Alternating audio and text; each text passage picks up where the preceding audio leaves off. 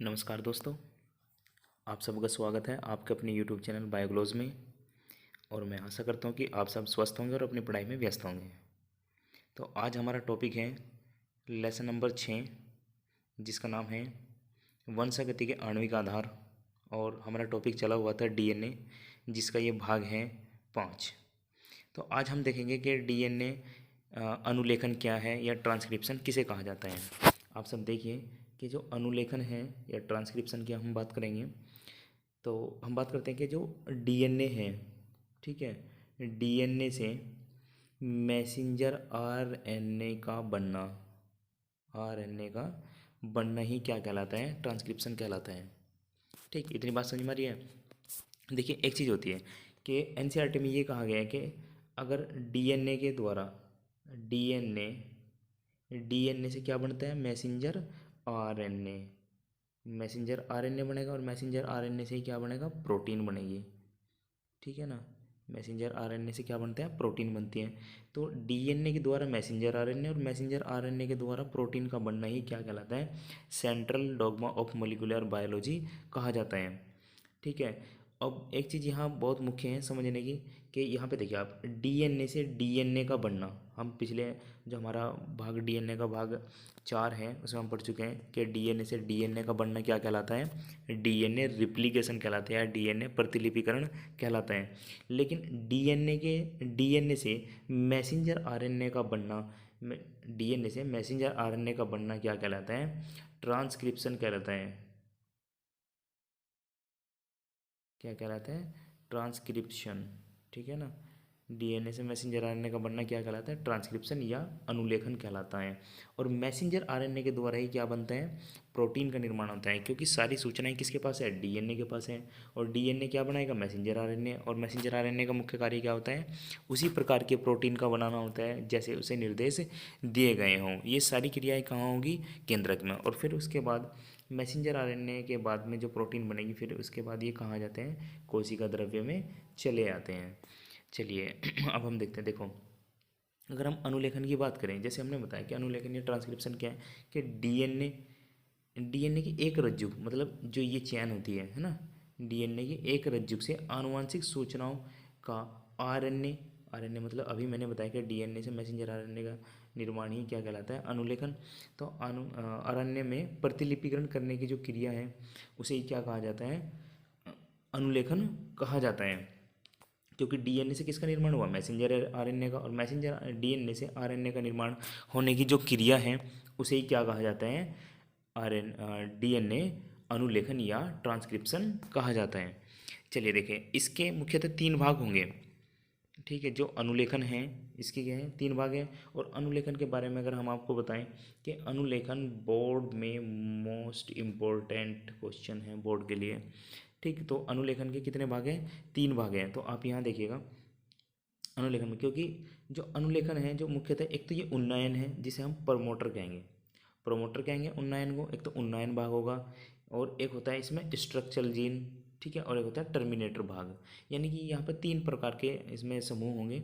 अगर हम बात करें सबसे पहले उन्नयन या प्रमोटर की, तो यहाँ पे क्या होता है, यानी कि वह स्थान जहाँ अनुलेखन जो है, अनुलेखन का मतलब क्या था कि डीएनए से मैसेंजर आरएनए का बनना ही क्या है, अनुलेखन है। यानी कि वह स्थान जहाँ डीएनए से आरएनए का निर्माण होगा या ये क्रिया जो शुरू होगी, है ना, ये क्रिया प्रारंभ होगी, उसे ही क्या कहा जाता है, उसे ही कहा जाता है प्रमोटर या उन्नयन भाग। ठीक, इसके बाद आप देखिए, यह इसके बाद आता है संरचनात्मक भाग या स्ट्रक्चरल जीन। यानी कि अगर हम बात करें कि वह, यानी कि डीएनए का वह आरएनए के खंड बनते हैं, यानी कि यहाँ पर क्या है, सबसे पहले वहाँ पर प्रारंभ हुआ जो उन्नयन भाग था, वहाँ पे क्या आरएनए बनना प्रारंभ हुआ। लेकिन संरचनात्मक जीन जो है, स्ट्रक्चरल जीन, यहाँ पे क्या है कि यहाँ पे होता है कि आरएनए के खंड बनते हैं। यहाँ क्या बनेंगे, आरएनए के खंड बनेंगे। ठीक है, और किससे बने हैं, डीएनए से। हमने अभी बताया कि डीएनए से आरएनए का बनना ही क्या कहलाता है, अनुलेखन या ट्रांसक्रिप्शन कहलाता है। इसके बाद आप देखिएगा जो ये हैं कि टर्मिनेटर रीजन या समापक भाग, ठीक है। टर्मिनेटर रीजन या समापक भाग, यानी कि इसमें क्या होता है कि जब आरएनए का खंड, कोई आरएनए खंड बन जाएगा, उसके बाद में ये क्रिया रुक जाएगी। जैसे कि इस भाग में आरएनए का निर्माण बंद हो जाता है, यानी कोई एक पी जो एक रो कारक है वो आ जाएगा, और उसके बाद में क्या होगा, आरएनए का निर्माण रुक जाएगा, और वहाँ से जो आरएनए है वो केंद्रक से कहाँ पहुँच जाता है, कोशिका कोशिका द्रव्य में। केंद्रक के बाद कहाँ पहुँचा, कोशिका द्रव्य में, ठीक है। तो ये थे अनुलेखन के 3 भाग। अब देखिएगा, अब मैं आपको बताता हूँ कि किस प्रकार से आरएनए का निर्माण डीएनए से किस होता है। तो चलिए हम देखते हैं। इसके बाद आप ये संरचना देखिएगा, यहाँ पे ये क्या है, एक डीएनए खंड है, ये इस प्रकार, ठीक है। ये क्या है, एक डीएनए खंड है। अब डीएनए खंड पर ही क्या होता है, देखो, अगर हम सबसे पहले बात करेंगे अनुलेखन की, तो यहाँ क्या होगा कि डीएनए से आरएनए बनने में, भाई डीएनए से मैसेंजर आरएनए की जो बनने में जो मुख्य भूमिका निभाते हैं वो कौन होता है, आरएनए पॉलीमरेज पॉलीमरेज एंजाइम्स, ठीक है। डीएनए से आरएनए की जो बनने की जो प्रक्रिया है उसमें कौन मुख्य भूमिका कौन निभाएगा, आरएनए पॉलीमरेज एंजाइम निभाएगा, ठीक। अब यहाँ आप देखिएगा कि अगर हम इसके बाद बात करें कि डीएनए से जो आरएनए बनने को जो प्रेरित करता है, ठीक है। आरएनए पॉलीमरेज क्या है कि हम अभी बात करें कि डीएनए से किसका निर्माण हुआ, आरएनए का, ठीक है। और डीएनए से आरएनए बनने के लिए जिसे प्रेरित करेगा कि भाई डीएनए से आरएनए बनना है, तो उसे कौन करेगा, आरएनए पॉलीमरेज एंजाइम, ठीक है। आरएनए पॉलीमरेज एंजाइम करेगा। तथा इसके बाद में यहाँ पर आप यहाँ देखिएगा कि यहाँ ये जो है ये एक रो कारक आ जाता है। कौन आएगा, एक रो कारक आएगा, और रो कारक अगर यहाँ पे बैठ जाएगा, और जो एक 5-2-3 दिशा में, जो 5-2-3 दिशा में किसका निर्माण करते हैं, आरएनए का निर्माण करेगा, ठीक है ना। ये रो कारक, इस रो कारक को ऐसे हम दर्शाएंगे, ठीक है। यानी किसका निर्माण कर रहे हैं, ये आरएनए का निर्माण करते हैं। और जिस स्थान पर, यह बहुत मुख्य है कि मान लिया इस स्थान पर आरएनए का निर्माण हुआ है ना, जिस स्थान पर आरएनए का निर्माण हो रहा है, ठीक है, जिस स्थान पर आरएनए का निर्माण होगा उसे हम टेम्पलेट स्टैंड कहेंगे। टेम्पलेट स्टैंड, उसे हम क्या कहेंगे, टेम्पलेट स्टैंड। टेम्पलेट स्टैंड क्या है कि जिस स्थान पर डीएनए से आरएनए का निर्माण हो रहा है उसे टेम्पलेट स्टैंड कहेंगे, ठीक है। डीएनए, अच्छा एक चीज़ यहाँ पर और बताई जाएगी कि जो डीएनए है वो दोनों स्टैंड पर बनेगा, जबकि आरएनए सिर्फ एक ही स्थान पर बनेगा। आप यहाँ देखिएगा कि ये वाला भाग जो है आरएनए सिर्फ एक ही स्थान पर बनेगा, जबकि डीएनए दोनों स्थान पर बनता है, ठीक है। और जिस स्थान पर, एक यहाँ मुख्य बात है कि जिस स्थान पर आरएनए का निर्माण हुआ उसे तो हमने टेम्पलेट स्टैंड कहा, लेकिन जिस स्थान पर आरएनए का निर्माण नहीं होगा, जिस स्थान पर आरएनए का निर्माण नहीं होगा उस स्थान को हम नॉन कोडिंग भाग कहा जाता है, ठीक है ना। जिस स्थान पर आरएनए का निर्माण नहीं होता उसे हम क्या कहते हैं, कोडिंग स्टैंड कहते हैं, ठीक है। भाई जिस स्थान पर आरएनए का निर्माण नहीं होता उसे हम कोडिंग स्टैंड कहते हैं, ठीक। इसके बाद यहाँ पर कोडिंग आरएनए बनने के बाद में यहाँ एक रो कारक आकर बैठ जाता है। कौन आया, एक रो कारक आया, और ये यहाँ से क्या कर देगा, आरएनए पॉलीमरेज को तो हटा देगा, जिससे क्या होगा कि आरएनए बनने की जो प्रक्रिया है वो रुक जाएगी।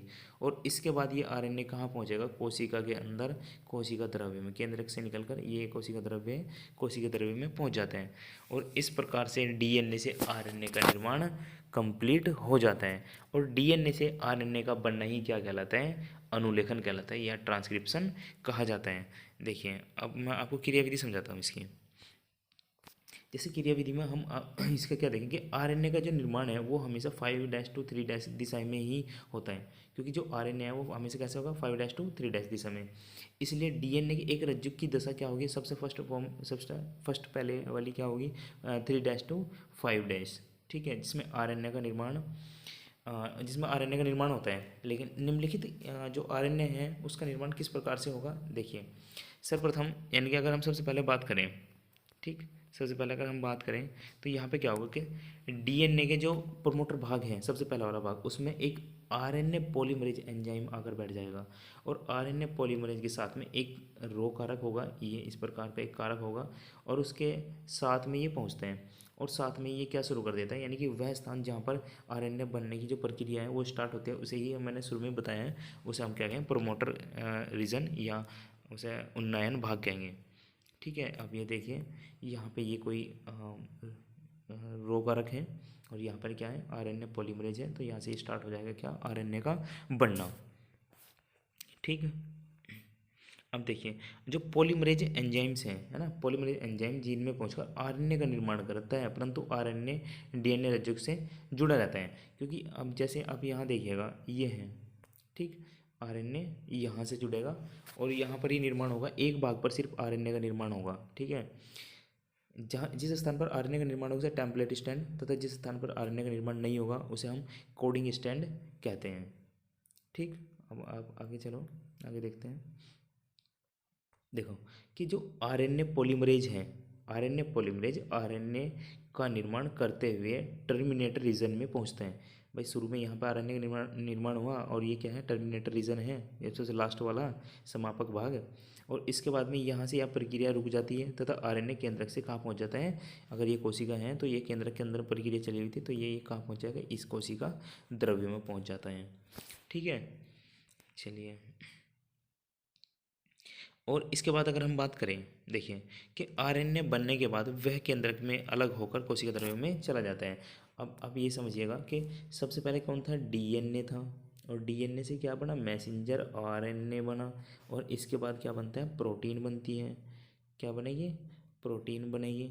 ठीक, और ये क्या कह रहे थे, डीएनए से डीएनए का बनना, डीएनए रिप्लिकेशन या डीएनए प्रतिकरण प्रतिलिपिकरण कहलाता है, और डीएनए से मैसेंजर आरएनए का बनना ट्रांसक्रिप्शन कहलाता है, और आरएनए से मैसेंजर आरएनए से प्रोटीन का बनना क्या कहलाता है, ट्रांसलेशन कहलाता है, ट्रांसलेशन कहलाता है।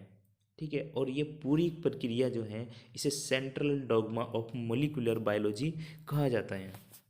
ठीक है, तो मैं आशा करता हूँ कि आप सभी को ये बहुत अच्छे से समझ में आया होगा और आप सब अपनी कॉपी में नोट्स बनाइएगा बहुत अच्छे से, और प्रत्येक जो डायग्राम डीएनए का है आप बिल्कुल स्पष्ट तरीके से अपनी कॉपी में बनाइएगा।